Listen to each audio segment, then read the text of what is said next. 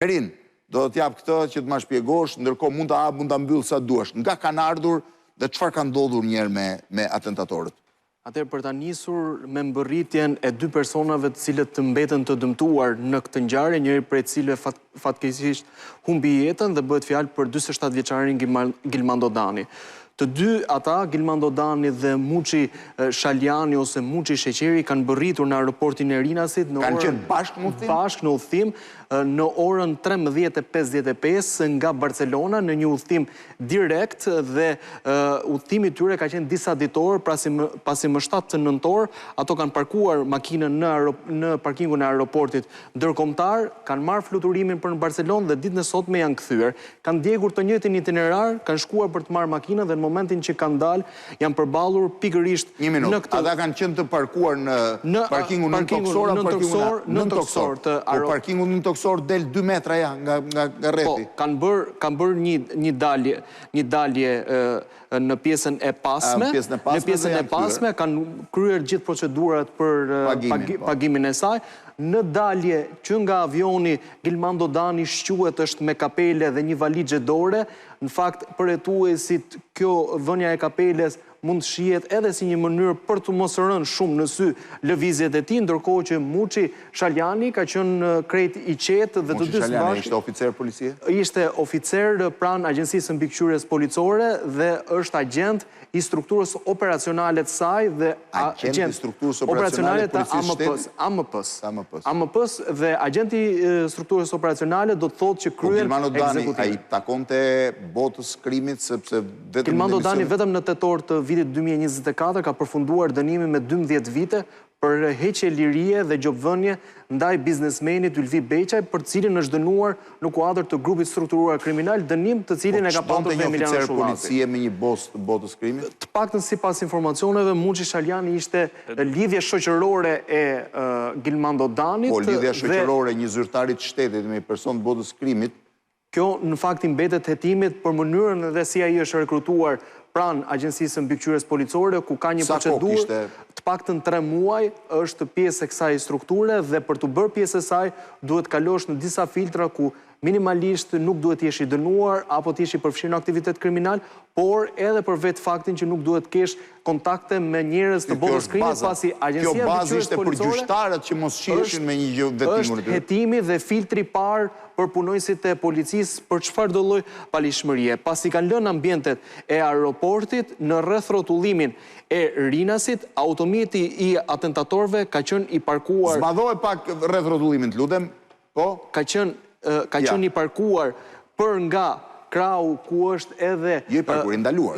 Po, ka qenë i parkuar për disa minuta me blokazh. I autorëve ka qenë i parkuar për disa minuta me blokazh nga krau ku është e vendosur hyrja VIP, jo hyrja protokollare, pasi hyrja protokollare është kthej, dhe ka qenë i parkuar në momentin që ka dalë automjeti tip Benz, ku thonte Gilmando Dani që ishte pasagjer dhe Muçi Shaljani, 3 persona zbresin nga makina, edhe të 3 me armë Kalashnikov, fillojnë të qëllojnë...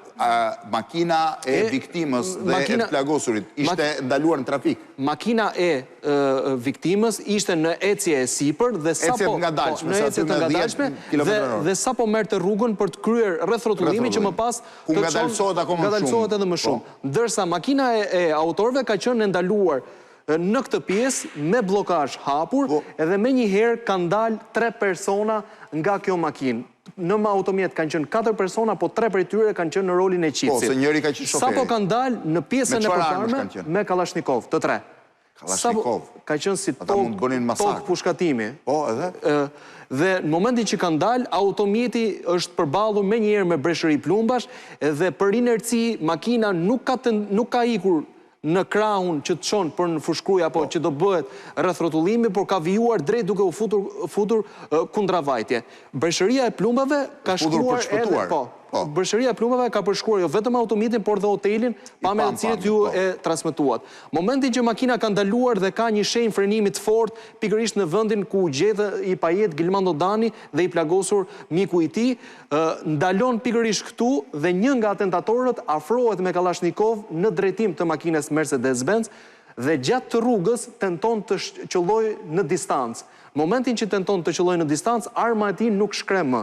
Në këto momente kthehet nga një prej atentatorëve të tjerë që vijojnë të qëndrojnë në këmbë jashtë automjetit dhe me një qetësi pasi unë kam mundur të shikoj dhe pamjet e këtij atentati, videot e këtij atentati, i kërkon mikut tij t'i sjell armën që kishte përdorur. Dhe njëri prej tyre afrohet për t'i dhënë Kalashnikovin dhe në momentin që bëhet ndrimi i armës, njëri prej Kalashnikovëve bjen në tokë. Merr Kalashnikovin, afrohet dhe për nga vendi i pasagjerit ku qëndronte i ulur Gilman Dodani, qollon sërish disa herë për të siguruar që ky i fundit gjithmonë nga jashtë. Gjithmonë nga jashtë. Se dëgjova një lajm që hapën derën dhe qelluan. Nuk ka arritur të hap derën, ka tentuar të hap derën, madje dera s'hapet se makinas madje edhe në momentet që bëhet ndërhyrje nga ana e qytetarëve pas atentatit, ka vështirësi jo se lajmet ishin që u hap dera, qelloi atë, po të hapej dera policia s'kishte pse i bindën me shkel.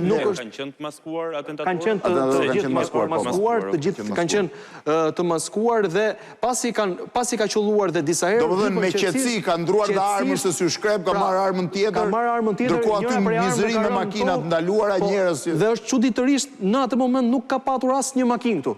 Asnjë makinë. Vijonte lëvizja dhe qarkullimi i makinave në pjesën që të çon për në Tiranë, ndërkohë po sa dëgjoj krismat kush futet, ndalon makinat. Asnjë person nuk ka ndaluar. Dhe kanë hypur në makinë dhe të katërt kanë përshkruar rrugën është rruga që është përdorur edhe në grabitjen e Rinasit, nëse kujtojmë, është rruga që të nxjerr për në urën e Tapizës e më pas për në fshatin Halit. S'kishte asnjë po quaj patrull policie asgjë? Në momentin që ka ndodhur ngjarja nuk kishte asnjë patrull. Patrulla e policisë, nga informacionet që kam, ka qenë në patrullim në rrugën që është sapo janë aksesuar, 2 rrugët, një në dalje dhe një në hyrje dhe ka qenë Blendi, për hyrje së vërtetës. Nga hyrja dhe nga dalja e aeroportit, më pak se 2 minuta vjen një makinë policie. Më pak se 2 minuta, por për hyrje së vërtetës ajo tokë që ishte, u deshte një ushtri për të ndalur, pasi ishte një agresion. Në qoftë se policia ka menduar që ata ishin të pandalshëm dhe i ka lënë që për të ruajtur efektiv dhe vetë gjë tjetër. Një patrull policie që nuk e përballonte dot. Nuk e përballonte dot. Ishte një tokë e cila ishte e vendosur dhe ishin mjaft qetë në atë se çfarë po kryenin.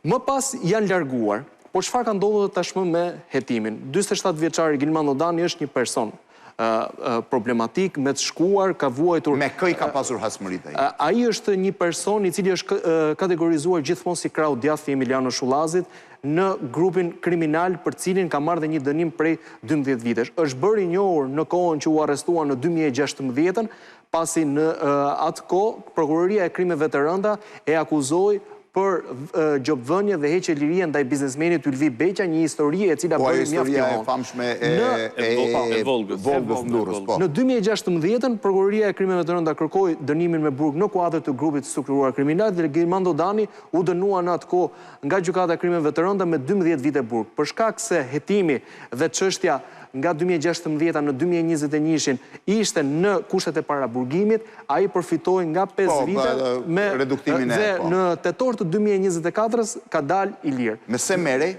Ishte një person i cili kishte dyshime për aktivitetin e tij, por asnjëherë të paktën gjatë asaj kohe që ka qenë në liri nuk ka patur probleme me ligjen. Ishte në mbështrim policor? Ishte një person që mbahej në monitorim, por jo një monitorim pasi fakti që personi që drejton të grupin ndodhet në burg dhe është në akuzë edhe për ngjarje të tjera, të paktën për autoritetet shihej si një person i cili kishte rrezikshmëri, por që nuk ishte aktiv të paktën në aktivitet kriminal kohëve të fundit. Po i plagosuri në çfarë gjendje është njerë? I plagosuri është në gjendje të rëndë, ka një plumb në pjesën e kokës dhe... Po ndërkohë atentatorët nuk kanë synuar ta qellojnë, nuk kanë synuar të qellojnë. Pra ata kanë qenë të informuar që Dani ishte i ulur mbrapa.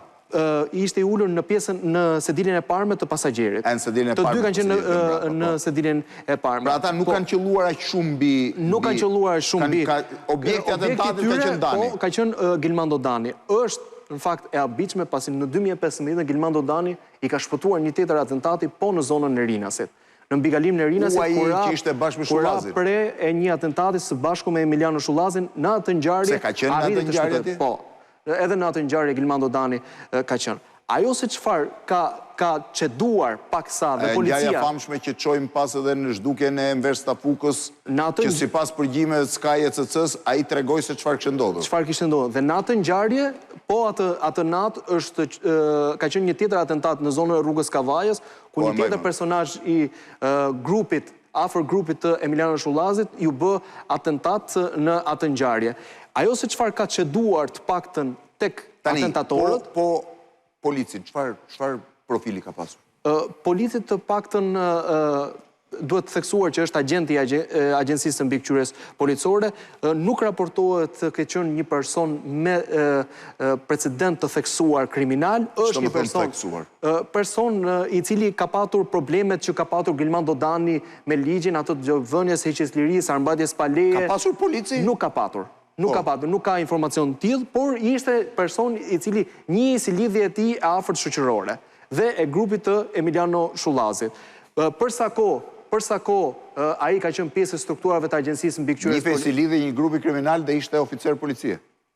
Te më arsyen më shumë, një nga arsyet se pse i përdor krimi organizuar këta persona... Është për të shpëtuar ndjekjes policisë? Jo, për të mbajtur dhe armë. Të kenë mundësinë që të kenë armën me leje dhe që t'i kenë shoqërues vetë. Po, vazhdoj. Por fakti që ai ka qenë pjesë e Agjencisë Mbikëqyrjes Policore, kjo tregon që skeda e tij ka qenë e pastër, vetëm më pas mbetet për të parë nëse janë zbatuar të gjithë procedurat. Është në gjendje të rëndë. Ajo se çfarë ka çeduar dhe nga informacionet që unë kam, atentatorët në momentet e fundit kanë patur një informacion për vonesë në avionin që udhtonin të dy personat, që ran prej këtij atentati, dhe avioni është vonuar diku ke 10-15 minuta. Kjo ka bërë që hetuesit të dyshojnë se brenda në aeroport ka qenë një person tjetër që ka vëzhguar... Tani kjo është naive, sepse çdo ap në telefon ta tregon me sekonda kur avioni ulet është me vonesë apo jo. Pra ai e di pa u nisur nga aeroporti i Barcelonës, nëse avioni është, s'ka nevojë më të kesh... Po, por çfarë ndodh? Në rastet të tilla, atentatorët nuk përdoren asnjëherë komunikimin përmes telefonit. Jo komunikimin fare, vetëm shohin. Po, por vëzhgimi dhe mënyra se si kanë vepruar... Mund tjetë mundshme, mund tjetë një brenda aeroportit, mund tjetë një në avion me ta, mund tjetë një që i ka shoqëruar dhe deri në garazh që duke treguar në parkim, që duke treguar ku është ulur njëri dhe ku është ulur tjetri, këto janë detajet mundshme. Po në parim se vjen me vonesa, pa vonesa avioni, atë çdo hap sot mund të futesh në FlightAware ose në radarin se kadrë. Ato se çfarë kanë evidentuar hetuesi deri në këtë fazë, kanë një makinë e cila dyshohet se ka qenë vëzhguese në ndjekje dhe ky automjet po verifikohet. Ju më thatë që pat kamerat. Pra policia e ka aksionin të filmuar live. Nga të gjitha këndet. E ka si film aksion. Po, nga të gjitha këndet. Dhe ishte realisht një tokë pushkatimi dhe një tokë e cila nuk... Pretendohet që kanë qenë vrasës profesionist?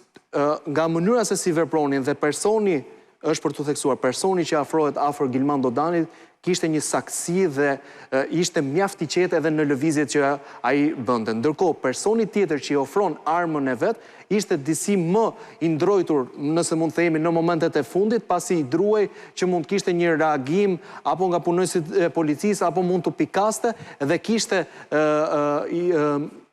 vetëm mision për të larguar pasi kishin... Me kë ka pasur hesapet hapura Gilman Dodani? Grupi Gilman Dodanit edhe Emiliano Shullazin kanë patur shumë hesape të hapura. Gilman Dodani gjithashtu është hetuar për një seri ngjarjesh të rënda kriminale. Megjithatë, për të gjitha këto ngjarje, ai asnjëherë nuk ka patur akuzë. Është një nga grupet, nëse mund të them, më të fuqishme në Tiranë, sidomos... Ky është momenti i nxjerrjes trupit të viktimës? Është momenti i nxjerrjes trupit të viktimës, ka qenë ky është momenti i nxjerrjes trupit të Gilman Dodanit, po, dhe nuk ka patur reagim, pasi ka patur disa hipoteza nga të dy.